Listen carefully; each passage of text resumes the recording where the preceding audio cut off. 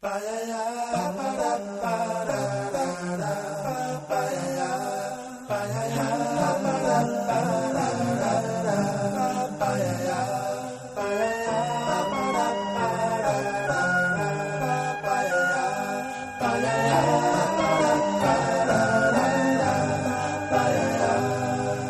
everybody, welcome back to the Real World Podcast, another episode of the Tape Crusaders. I am Matt Waters, I'm joined by Mike Thomas. Mike, how the hell are you?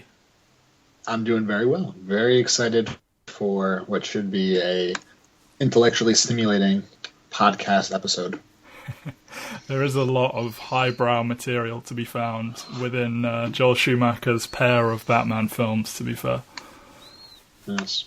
Yeah, so, we've left Tim Burton behind us, something that you and I will cheer about, but I guess others may not. I will say at the onset, at the end of Batman and Robin, I'm like, I can't wait to watch Batman Begins.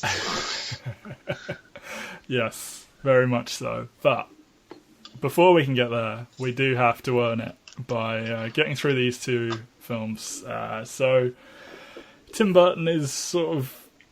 They would like him to come back for a third one. He's very much against it.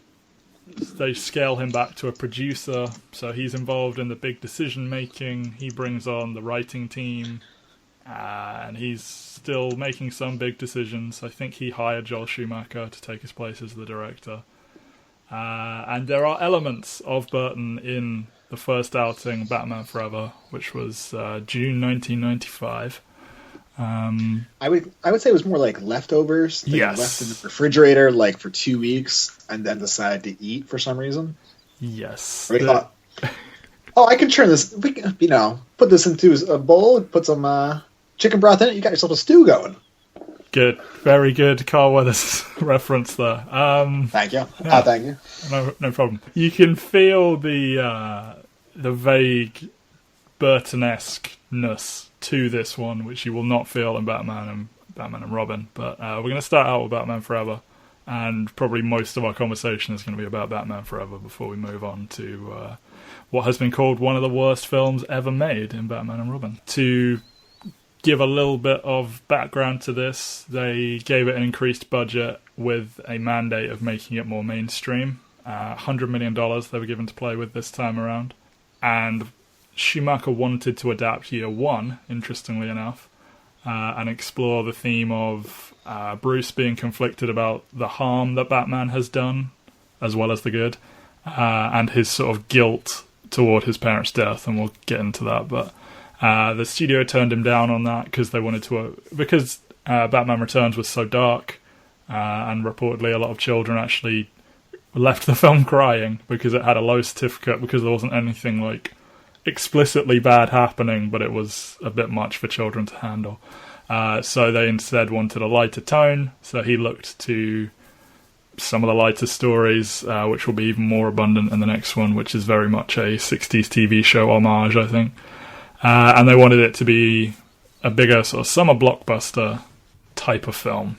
And I think when you consider all of that, Batman Forever makes a lot of sense. Yeah, what's interesting is that Schumacher, it was actually a Batman fan. Yes. Before making this, unlike one Tim Burton, and despite that, made two really bad movies. Yes, there's no getting around that. I don't think they're complete, 100% awful. It's kind of remarkable how there's nothing to point to here and be like, well, no.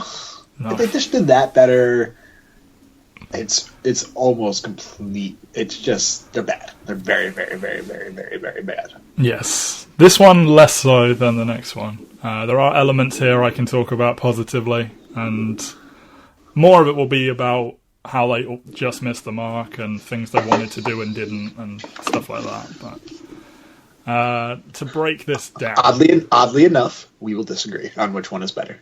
Whoa! I don't know if I can continue. Okay, well, I'm on tenterhooks to get to Batman and Robin now, but... Okay, so... Batman Forever it is a continuation of Burton's two films, and so this is the same Bruce Wayne. In theory, he looks different, but conceptually, it's not a reboot. So the film starts with him foiling a bank robbery by Two-Face, who used to be Harvey Dent and used to be black. At the scene, he meets Dr. Chase Meridian, who's a psychologist who he then visits in a professional capacity, and it's very clear that she has a thing for Batman. He asks aggressively so. Yes. That's an understatement. Yes. She straight up is perving on Batman almost the entire movie. Yep. So he asks her to attend the circus with him to see the Flying Graysons. Batman fans, that name may sound familiar. That is because the man that will become Robin is Dick Grayson, the youngest of this family. And Bruce in attendance has Two-Face and his gang attack, holding everyone there ransom with an enormous comical bomb filled with 200 sticks of TNT. Dick removes the bomb through the ceiling while Two-Face murders the rest of the Graysons and gets away. Bruce takes Dick Grayson in, and he is hell-bent on finding and killing Two-Face, and that, along with his just sort of general rebellious behaviour, makes him a problematic house guest, and he actually eventually stumbles into the Batcave, discovering Bruce's secret. I say stumbles, he full-on Olympic routines his way in a quite good scene, I think. Meanwhile, Edward Nygma is an unhinged employee of Wayne's that he remains undeterred by Bruce shutting down his brainwave project, and he tests it out and discovers that he can sap intelligence from other people. Standard comic book bullshit. He becomes the costume villain, the Riddler, and he teams up with Two-Face so that they can bankroll his new company, and in return he will find out who Batman is so they can kill him. And then Bruce is juggling Robin's determination to be his new partner, a love triangle between both of his identities and Chase, Two-Face's attacks, and Nygma becoming a business rival. And all of that comes to a head as Nygma's machine reveals his secret, and the villains attack the mansion, destroy the Batcave, kidnap Chase. All hope is lost. Oh no, what will we do? They unveil new costumes, and Batman and Robin go and save the day, and Two-Face is killed intentionally or otherwise. Nygma gets driven insane and gets committed to Arkham Asylum, where it's revealed he no longer remembers, or he doesn't seem to know who Batman is anymore, as he claims, I am Batman. And the film ends with them running towards the camera.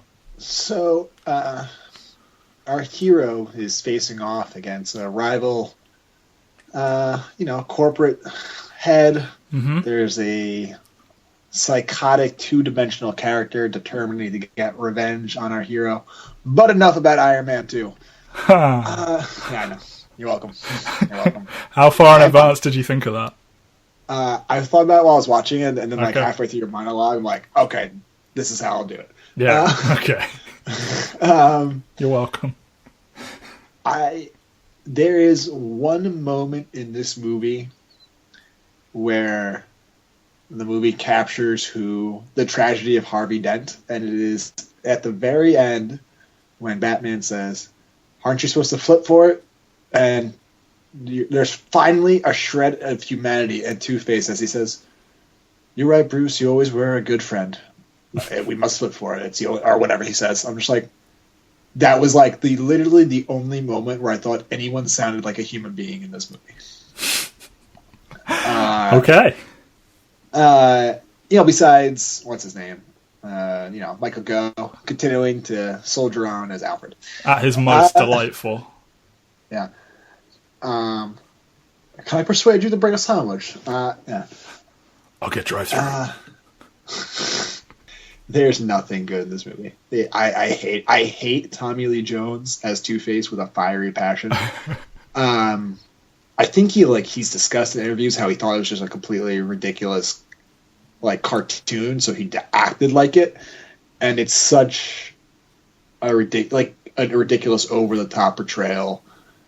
Well, he only took the role because his son was such a fan of it. If you look at who Tommy Lee Jones is, this does not seem something he would want to be involved in. He claims he enjoyed doing it and it was different and fun for him, but I don't believe him. I feel that he hated every second of it. I don't know. Maybe he's having fun just letting go and being. I think like maybe for him it was just like he got the goof off and like not take it so seriously. Like got a decent 7-figure payday, possibly close to 8 figures. Like I'm sure for him like it was a very easy and enjoyable experience beyond the makeup, which was also awful, by the way. I think it was. I don't know what's the point of telling a Two-Face story if you're going to strip all the humanity out of him. What like that's the whole deal. That's the whole ball of wax, so to speak. Yeah. Really, they hammer home the thing about the coin and that he listens to he listens to anything the coin says and all that. But besides that, he is really just sort of a generic 2D criminal.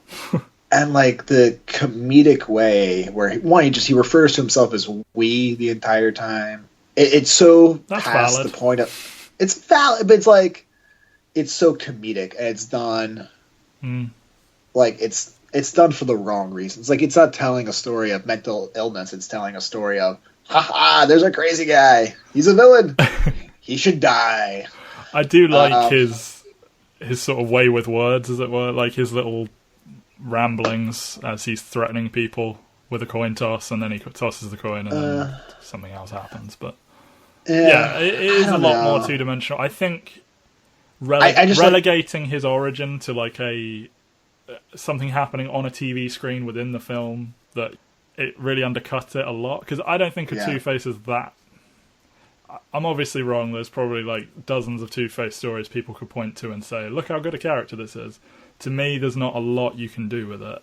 I think he's great in The Dark Knight, but where does he go from there if he lives, you know? And like, what is his long-term goal? And really, I don't think of him as like an elite character. He's a very famous Batman character, but I don't think there's a huge amount you can do with him beyond what they do.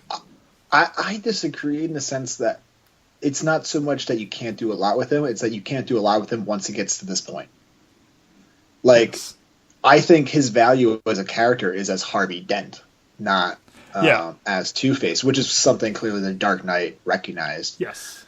When he gets to this point, like, you know, his entire focus is on Batman. But it's like Tommy Lee Jones isn't... I mean, Harvey Dent is not supposed to be like this criminal mastermind, like, villain. Like, he's... Well, yes and no. Laser focus. He's like laser focused on Batman, and you kind of have that here, but it's done so comedically, and there's just no humanity in it whatsoever, and it was just bad. It felt tonally so weird too.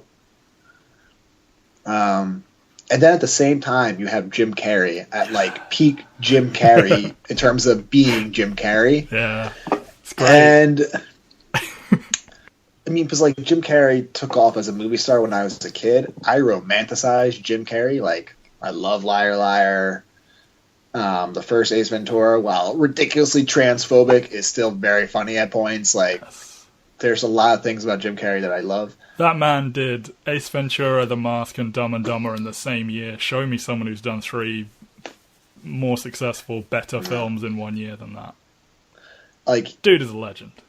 Yeah, and it's saddened to me that he's basically been reduced to doing little to no work and basically forcing Jenny McCarthy's worldview on us, because I feel like if they were not dating, that would not happen, but maybe that's a little sexist of me. You know, literally killing millions of people, but it's okay. It's okay. It's okay. Anyway, we got a little lost the thread a little bit. Yeah, we did.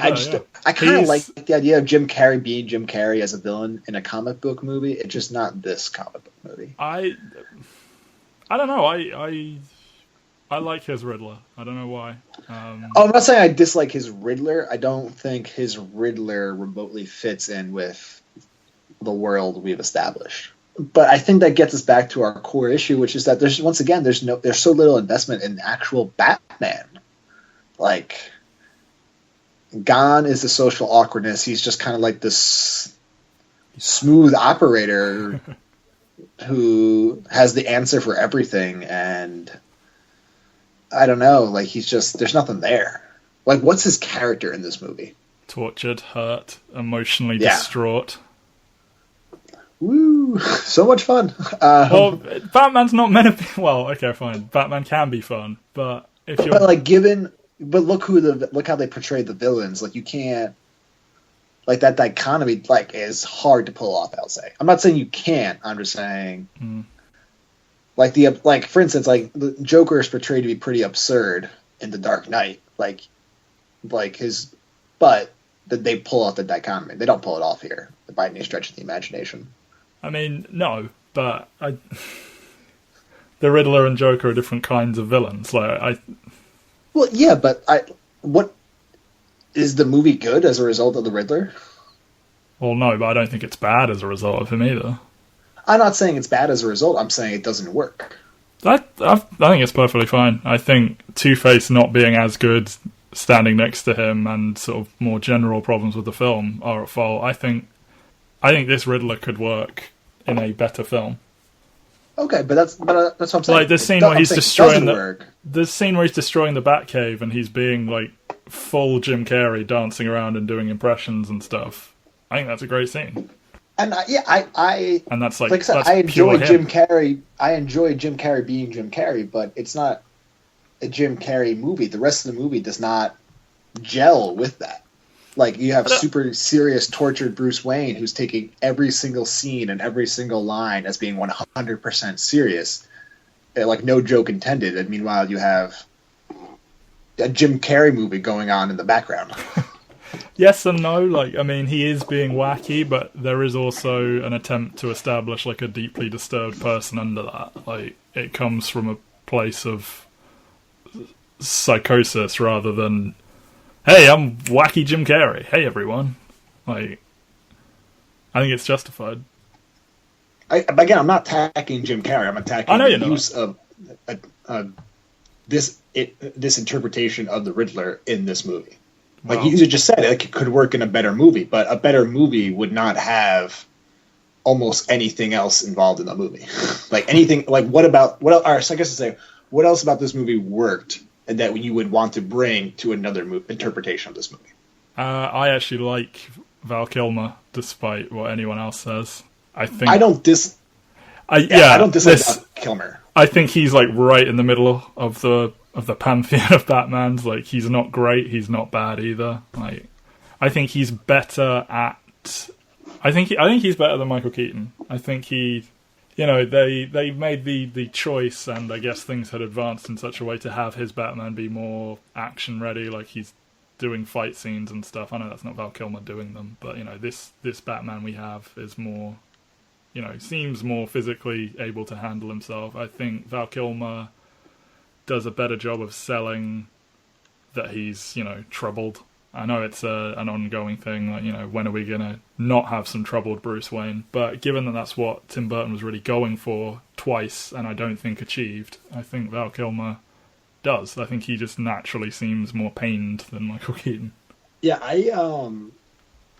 it's almost like there's a lot of separate components. It's like they have a lot of cool, potentially great jigsaw pieces here, but they all go to completely different puzzles, and then you jam them all together, and you have a camel. It's a horse by committee. Like it doesn't make any sense. Yeah, that's what I'm saying. We've said this before. How when we were young, we loved this movie, and then as adults, this bombshell has dropped on us that this film isn't good. I'm not trying to sit here and say it's good, but I will argue it out of the very bottom of the scrap heap. Like, I think there is enough here that if you pieced it together and re-edited it and added back in some of the stuff they shot and took out and toned down some things, I think it could have been a decent film. I think Batman and Robin is beyond any kind of redemption. I think that's where we split, though, is I think there's a way to make a good movie with Val Kilmer's interpretation of Batman. I think there's a way to make a good movie with Jim Carrey's interpretation of the Riddler. I don't think combining them in any way worked. And other than that, there's a very little redeem. Nicole Kidman's Chase is just one of the most ridiculous female characters ever put to a superhero movie.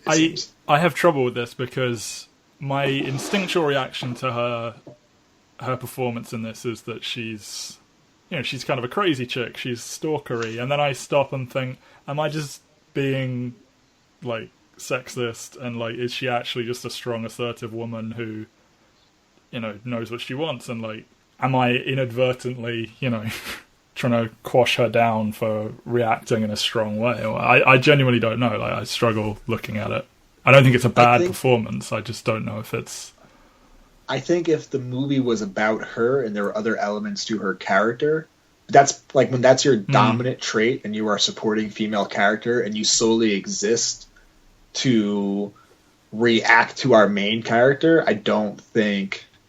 That's fair. I think your instinctual reaction reflects that more than internalized sexism. Yes. Yeah, I don't know. She's not bad, but the character is walking such a fine line between, she's strong and knows what she wants, and she's kind of crazy. And it's not even so much that she's crazy. It's more just like I said, like she literally just exists to fawn over Batman. And there's knowing what you want, and then there's you're being written to the only thing you seem to care about is liking this crazy fascist running around beating up villains. I will say she plays right into what Tim Burton's vision of this character is, with like she's when Bruce is in her office, he sees on the table that she's actually diagnosing Batman, not Bruce, but Batman. And as I've said, I think it's very clear Tim Burton has decided Batman is an insane human being, and this feels like a Tim Burton type of character, or something left over from what he wanted to do. I don't know. Her motivation is solely to like kind of perv on Batman, and it's not that in real life I would judge a person for that. It's if that is the only characteristic you have, like that's kind of weak. Yes. I don't think that's sexist to react that way. I think it's sexist I think it reflects in a sexist institution like Hollywood that doesn't know how to write for women. Yes. I think if it had gone a different way over the course of the film, it would have been better. Like, I think their first interaction, where like he's correcting her and they're having this sort of back and forth, I think that was a good starting point. But then they lean so hard into her just perving on Batman that it doesn't justify it. And then also, like, she changes her mind and says she's interested in Bruce. For no apparent reason. I couldn't understand, because nothing about their scenes together suggested that, one, she was interested in Bruce, nor did Bruce do anything to sway her. So I didn't really understand that. And because he's damaged and she's a psychologist and she can fix him. Yeah, that's another fantastic attribute to add to your only female character in the movie. Yes. Excuse me. Drew Barrymore and Debbie Mazar fawn over Tommy Lee Jones and Jim Carrey throughout the movie. I'm sorry. Thank you. And Bruce. Yes. Yeah, I can't get behind her as a good character. Like, I'm sure there's been some excellent fan fiction that's fleshed her out, and she's just a tremendously interesting human being with all sorts of dimensions to her. But on the actual screen, in the actual text, there's very little there, and what's there is terribly insulting. I am going to Google Batman Forever fan fiction as soon as we're done with this podcast. So she's not great. Chris O'Donnell. Yes, let's talk about Robin. There. Let's talk about Robin. Not Marlon Wayans. Definitely not Marlon Wayans. Definitely not Leonardo DiCaprio either. Not Matt Damon either. No. Not Mark Wahlberg. Robin's a tough character to pull off. I can't picture it being done well, but maybe that's because it hasn't been done well on the big screen. I think Robin he's there. Is such an important character to Batman, and I want desperately to see it done well. Because we'll be watching The Dark Knight Rises soon. I know. Oh God. So like we've seen a lot. How convenient for you! Finally get to see it done well. So we've seen a lot of Batman at the beginning of his career, and we've also seen older Batman a decent amount now. was really not a lot of middle portion of Batman, which I think Robin and Batgirl and, when Robin becomes Nightwing and you get a new Robin and all the supporting cast, I think they are so important to middle stretch Batman. And I would really love for them to do it right. Like, at some point we'll probably talk about what we want to see out of this franchise going forward. I don't want to see a full-on, Nightwing movie, but I do want to see that cast of character. I don't want to see a full-on Avengers Batverse thing where there's a Nightwing movie and there's a Batgirl movie and there's a Catwoman movie. I don't want to see that, but I would like to see these characters get their day on the screen and be treated with respect, rather than either comically over the top Burt Ward style Robin saying "Holy blah blah blah Batman," or this "Holy rusted metal Batman," indeed, or this giant toy commercial that Chris O'Donnell is playing. I think that's a good point. That it's actually probably the best DC characters that are probably just all in the Batman universe. But I mean, I guess I'm fairly ignorant, so I don't know the DC universe that well. They do have some very good characters, though. Sure. The Batman universe, I mean. I don't think you're necessarily wrong.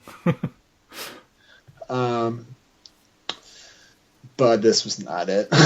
Yeah, he tries very hard. He does very hard. I will say I like him in the sort of, until he steals the Batmobile, I will say I like his sort of rebellious scenes where he's doing his laundry and doing the acrobatics around the house and stuff.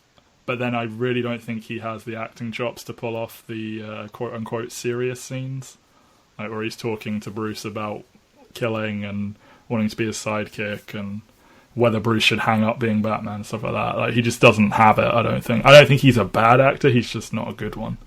I could theoretically see what they were going for with Robin, but it just... nothing in this movie really works. So popular enough that they were going to do a Nightwing movie, but Batman and Robin was so bad that it killed that.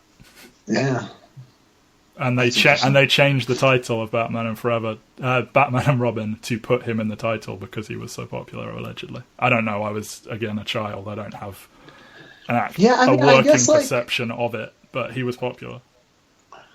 Yeah, I guess that's true. Yeah, just if even a slightly better actor might have made this work better, but his joyriding scene is real bad. Oh, it's some rough stuff. I felt bad for him. Oh wow, you're just completely in over your head right now. Yep. So when Bruce is talking to him about killing, sort of seeing the face of your parents' killer on everyone, and there's one face and there's another face, and making your whole life about revenge. I think that ties into why I think Robin is a very important character, because I think Batman looks at Robin or whoever his sidekicks may be, and he's trying to make them better than him by having their life not defined by revenge, because he acknowledges he's too far gone, he's all messed up, all he is driven by is the death of his parents and whatnot, but he sees these characters and he's like, I can give them all the training, all the skills I have, but then I can also stop them from becoming a psychopath like me.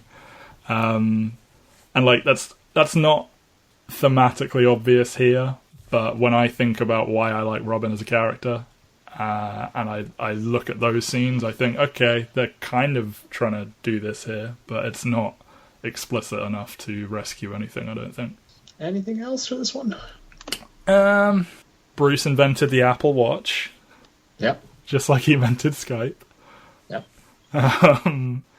He gives up his identity, or tries to, really, really quickly at the circus. Room full of people threatened, and he just stands up immediately and says, Harvey, I'm Batman. It's maybe he can't hear you, but surely someone near you can. Yeah, this movie just... they have so much talent there. Yes. And for this to be the final result, it's kind of just a shame. Yeah, there's an obvious attempt to, like I said in the landscape of this, they are obviously trying to make it even more mainstream. The soundtrack is got loads of pop songs on it, and several of them make their way into the film. with the flaming lips, and Seal is in the end credits, and U2 are in there, and there's all this merchandise, and everything is just a little bit more family friendly with, the crazy gadgets and the like that. He electrocutes one of Two-Face's thugs, and he makes that sort of cartoon "I'm being electrocuted" noise and all of that. Like, I want to believe Joel Schumacher that he desperately wanted to make a darker Batman, but there's like no evidence of that. Yeah, it feels like, to me, one of the biggest issues with this movie and why I do not prefer it to Batman Robin, again, we're comparing two movies I think are awful, is that the tone is, it's like you have all these remnants from the Tim Burton, but whether Schumacher wanted to make it darker or not, everything progressively got more and more cartoonish, yes, which was completely at odds with so much of the aesthetic of Burton. And part of the problem was that Burton also struggled with this, was that his aesthetic would suggest this really dark, haunting movie, but it was so hard to take any of it seriously. And this seemed to almost double down on that. With it also just, Yeah. I think one last thing to talk about is, like, there's a lot of stuff that was deleted or cut out, but the biggest one to address, or the only one that really needs addressing, there was going to be a large plot element about Bruce and the diary, his father's diary. And it is still in the film, the diary, but they really cut it down quite a lot, where he was going to remember a page where the last entry his father wrote, saying how Bruce is like demanding we go and see this show. Essentially, Bruce feels guilty that he made them go to their deaths, essentially, and that's what's haunting him throughout. And he was going to later find the diary again, and it was gonna turn out he misremembered it or whatever, and he wasn't actually responsible, and that sort of uplifts him, and it plays into at the end where he says he's not Batman because he has to be, he's Batman because he chooses to be. And there was going to be this scene in the cave with this comically oversized bat that he's hallucinating, and he sort of mirrors its posture, and it's on the special features of some of the versions of the DVD.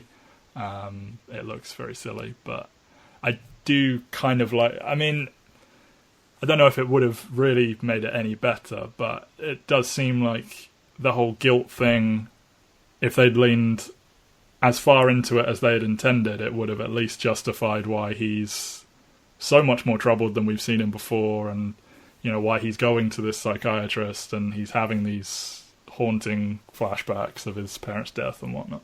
I just thought a bad mention, really.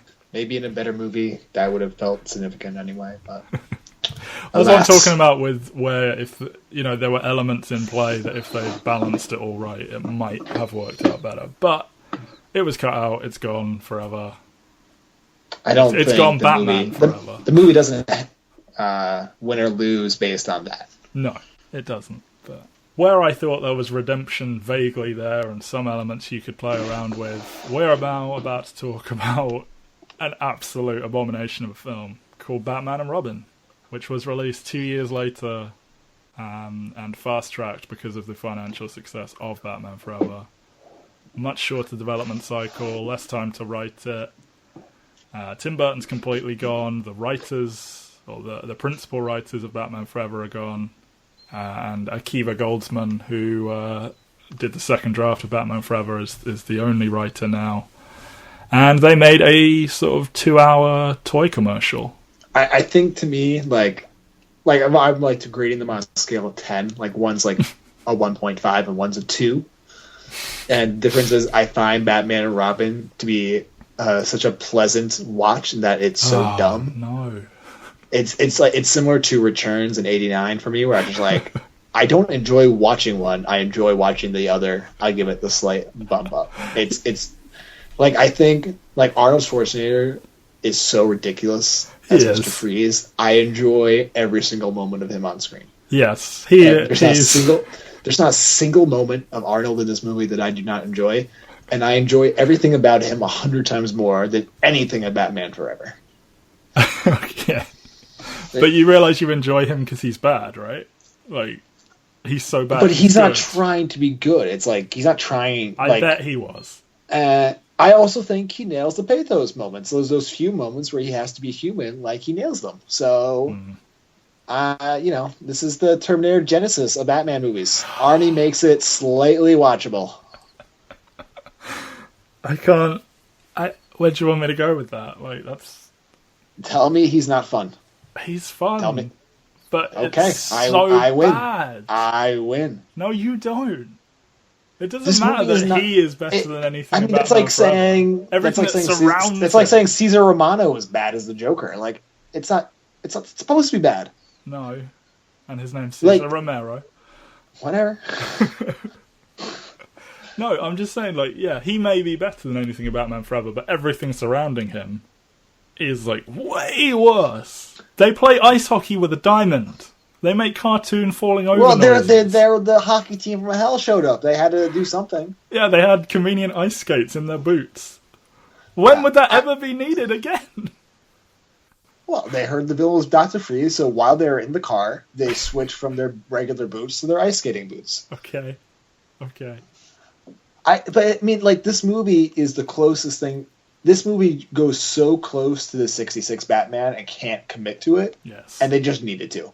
They just need to fully commit. That is the main issue with this movie. I guess. And their unwillingness to do that is why the movie is awful. But the elements that remind me of 66 Batman, I will enjoy every time. I think it's got a real sort of a vibe of the 66, but sort of made to look more modern and without looking overtly campy. It still looks quite silly. It doesn't quite jive. Like, it looks like Batman Forever, but it sounds like Batman 66. Apparently, toy companies were involved in the pre-production, like, dictating things about the costumes, and there was heavy pressure on Schumacher to make it toy-friendly, as it were. I remember this film coming out when I was young, and I remember the huge wave of, different toy sets and, like, McDonald's tie-ins and all that stuff. This was all-out merchandise warfare. A much briefer synopsis would be Batman and Robin battle Mr. Freeze. They are starting to have teamwork issues, and that gets worse when they meet Poison Ivy for the first time, who doses them both with pheromones, causing them to fall in love with her, and then they argue about who she really wants, etc. Ivy and Mr. Freeze team up with the plan of freezing the Earth to kill all humans and probably plants and animals, and then they were going to details, brother. Yes, details. They're going to repopulate the Earth with Ivy's mutant plants. Alfred's dying of a disease that Mr. Freeze's wife also had. His niece Barbara arrives in town and ends up becoming Batgirl. The three of them team up. They beat Ivy, they beat Freeze, they beat Bane. Bane's in this movie, just FYI. And then they reverse the freezing of Gotham because Barbara's able to recalibrate satellites to reflect the sun onto the city, even though it's the middle of the night. So, go her. Freeze gives them the cure to the stage of the disease that Alfred has, and in return he is allowed to continue his research in Arkham Asylum, and he is inexplicably the cellmate of Poison Ivy, who had attempted to pull the plug on his wife. That does sound like an episode of Batman 66, but so did Batman Returns. Yeah. Another film, another Batman. George Clooney is kind of hysterically awful. Yes, contempt on his face throughout. There is nothing but regret and anger and contempt for it. Like, just like, why? And it's from the very first scene. It's not like something where, like, it's not like Val Kilmer in The Ghost in the Darkness where he just gives up on his Irish accent halfway through the movie. Like, George Clooney came onto the set day one just like, I've made a huge mistake. And that was how he approached every single scene in this movie. He allegedly gives people refunds if they say they've seen this film. So if you ever see George Clooney, do go and tell him. Tell him how awful this movie is. Yeah. And, I mean, I don't know. It would have been tough, even for a younger George Clooney, to pull off Batman. He could have done a very good Bruce Wayne. Yeah. But, like, his Batman is basic. Like, this is where it's completely dropped the notion that Batman should like sound different than Bruce Wayne. Like Yes. his Batman is just Bruce Wayne, but he's got the costume on. Yes. Val Val Kilmer was doing a bit of a Kevin Conroy impression, it sounded like. Yeah, like Kilmer changed it up for the boys. Keaton obviously did, and Bale infamously did. Another thing we'll discuss. But Clooney's just like... Yeah, I'm Batman and Bruce, whatever. Yeah. Here I am. Like he just seems embarrassed the entire time. It's stunning to look back on this and think, George Clooney played Batman? And like, it's by far the worst. It's by far the worst Batman I've ever seen, right? Yes. To be fair, he wasn't like a household name. No. Or he wasn't. He was known for. He was a TV star. He was a TV star. Exactly. And for every bad thing he says about this, he does say it did get him into Hollywood, which is remarkable because it killed a lot of careers. Yeah. It's pretty dire. Yes. I really wanted to go into it with an open mind, just see is there something about it. And the only thing I can say is he does a pretty good job of acting like doing the public face of Bruce. Yes. But that is such an inherently cynical aspect of the Bruce character. I'm not sure if it was on purpose. I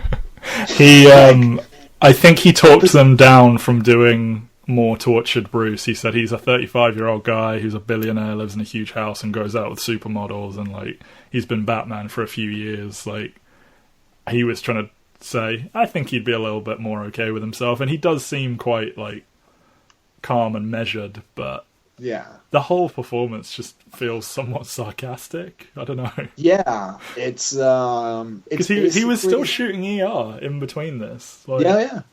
He was on ER for at least another 3 years or so. Yeah, but like during, like he would go from Batman to this and to ER and ER to Batman. Like this is clearly not a huge deal for him. Yeah, and this is probably the closest we'll ever come to a modern day big budget 66 Batman again. Yes. And the difference is that Adam West played it with such love and George Clooney played it with such contempt. Yes. If George Clooney goes the Adam West approach, is this movie fun? I don't know. It's not like, fun. It's just bad. But like the 66, by your definition, is you think because the 66 was trying to be funny, it succeeds. I mean, who cares whether they were trying to succeed? This movie is funny. But like, if George Clooney gets in on the joke, I think this movie is infinitely less worse. I'm not saying that's the fact that he doesn't is a major issue, and it's part of the reason why the movie's awful. But I think there's a major change in the quality of the film if he's just, you know what, I'm just going to be Adam West. I'm going to try to do my best Adam West impression. Because, I mean, 66 and this are both inherently silly. Yeah. And you're right, they're intending to go for it with 66. I don't know, like I can't tell you why I feel this is bad and that's good in its own way. Because like Arnold and Uma are like totally in on the joke. Like, they approach this like it's a 66 Batman. But no one else does. Well, Schumacher allegedly would announce loudly, we're making a cartoon here, everyone, before every take. And some of the actors complained that didn't set the best tone with which to then try and give a good performance. But maybe he was taking the right approach and they were taking the wrong one. I don't know. But yeah, also, did you bring up the Alfred part? Yeah, he has a disease. He's a bigger plot point than he'd been until now. He does a good job. It's a good note for Michael Gough to go out on. Yeah. To Mike, the one major constant in the 4 movies. Yes. I think Forever was his best work because he was in it more than he was in the Burton ones, and he was like, I like his sort of sarcasm in Forever. I really think that's the one thing all these movies got right was, if anything, he just deserved more screen time. Yes. And he got it gradually. Yeah, and I think what we learned once again, which is a big lesson in superhero movies, when it feels like an ensemble and it feels like some sort of team effort, even if there's only one superhero, the movies are infinitely better as a result. Yes.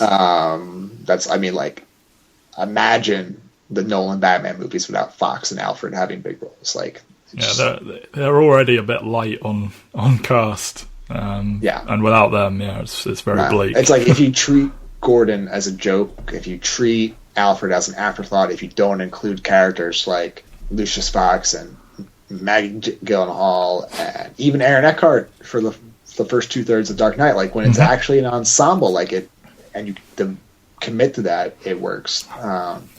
Harvey's the most important character in that film. Oh yeah, by far. Yeah, I arguably gives the best performance. Yeah. Like without him, it doesn't work. Let's just skip this. Let's just go right into our Nolan podcast. We're itching. We're so itching to get there. Like, we're so ready. Just a little bit more. Just a little bit. It really more. struck me today how I'm like, I can't wait. It's got to be so much fun. Chris O'Donnell's back. He's worse. I mean, he said he didn't enjoy it as much. You can tell. The love story with him and Ivy and Bruce is silly. So thin and dumb. Yeah. Like what a Alicia Silverstone is uniquely terrible in this movie. Like it's almost impressive how lifeless and how much of a robot she is in this movie. Here's a sentence that will begin with something that will very much colour your opinion of me. Speaking as a big fan of Clueless, I really was rooting for Alicia Silverstone to be good. Great movie. Oh, great movie. Okay, cool. I really wanted her to be good, and like as a child, I didn't know she was bad, and I look at it now and I'm like, oh no, you're so bad. All of her forced feminism is just so heavy-handed. She monologues to Ivy about using her looks to get what she wants. Oh God, you're an insult to women everywhere. I'm just like, high kick. This is so bad.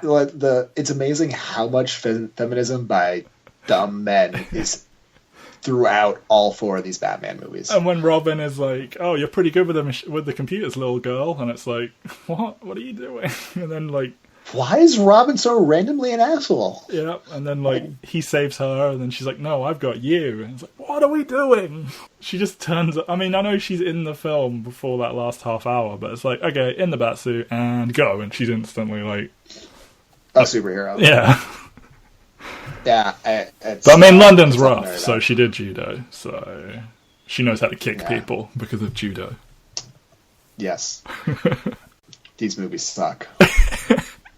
Uma Thurman is probably the best acting performance in this bad film. I mean, legend has it she's the only one who doesn't look back on the experience poorly, right? Yeah. I mean, like I said, like this damaged a lot of careers. It arguably helped Clooney's. It feels like she just drifted in and then drifted out of this and gave it no thought, really, and like was, this is just a role she did. It didn't like damage her. It didn't help her. I think she's good at the seductive sort of femme fatale aspects, like the unveiling of her as Ivy at the sort of charity benefit thing. I thought that was well played, but just they make the character so silly. It reminded me a lot of Catwoman from Returns, but tonally more appropriate. Yes, given yes, the movie. Mm-hmm. These movies suck. They do. Don't watch them. Bane is a mindless zombie. They strip away the most important aspect of him, that he's intelligent. That was my only knowledge of Bane. I know it is until Dark Knight Rises. I had no idea Bane was anything more than that. Yeah, this was everyone's perception of Bane, that he's just a big zombie, strong dude. But no, he is meant to be the guy that outthinks and outfights Batman. But there you go. Elle Macpherson is technically in this film. Now, it was bold to introduce a robot into the universe without any explanation. But, Joel Schumacher's a bold guy. He is. She's really just there to look at. And any scenes she had that were going to require her to act were cut out. So, there you go. She's Bruce's girlfriend. She remains his girlfriend, I think. I think she says she wants to marry him, and he's like, nah, bro, but then I don't know if they actually break up. Who cares? And John Glover is a mad scientist who tries to sell weapons to people who are stereotypes from other countries. Yes. It's like that scene in Zoolander. Where yes, it is like where Mugatu's reporting to the world leaders, and it's just like a bunch of stereotypes. Yeah. Oh man, this is a bad movie. There's a Batman credit card complete with a cash register sound. They play ice hockey with a diamond. They talk about stems and buds while talking about poison. Oh god, I forgot about that. Yeah. That was so embarrassing. Alicia Silverstone says the line, "Bruce, it's me, Barbara." Like, no fucking duh. Bruce Wayne, why are you wearing Batman's costume? Yes. Oh man, yeah, it's a silly film that I think is rather than listen to us talk about it, just go watch the Cinema Sins, like Everything Wrong with Batman and Robin. It's a wonderful investment of your time. I cannot endorse Cinema Sins anymore. They lost the thread and what made them special. But, Okay, sure. Well, fine, but that video is funny. I'm sure it is.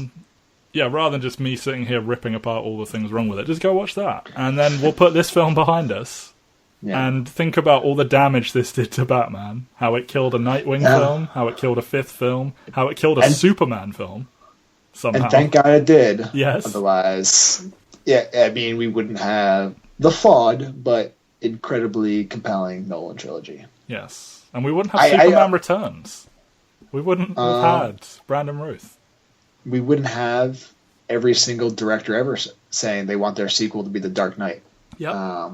That's even Power Rangers. Even the director of the next Power movie. We really influenced by The Dark Knight. Really, your Power Rangers movies were influenced by The Dark Knight. Awesome, wonderful. Have you not seen? There's a whole article devoted to every single time a director said, "We really wanted our film to be The Dark Knight of this franchise." I mean, I see it all the time, and I'm sick of reading it. I haven't seen it collected in one place. I'll share it on the Facebook now. The article's called "A Brief History of Movies Compared to Chris Nolan's Batman." So just Google that. There's like at least 10 of them. The first time it happened. Would you like to know the first time it happened? Yes, I can't immediately recall. It was Sony comparing their Spider-Man reboot. Fantastic. Yes. Well, I look forward to discussing Spider-Man in several months.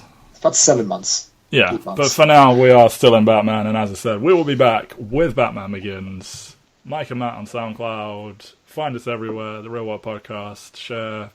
Make people listen to this. Like, physically seek them out, hold them down, and put headphones in their ears and make them listen to this.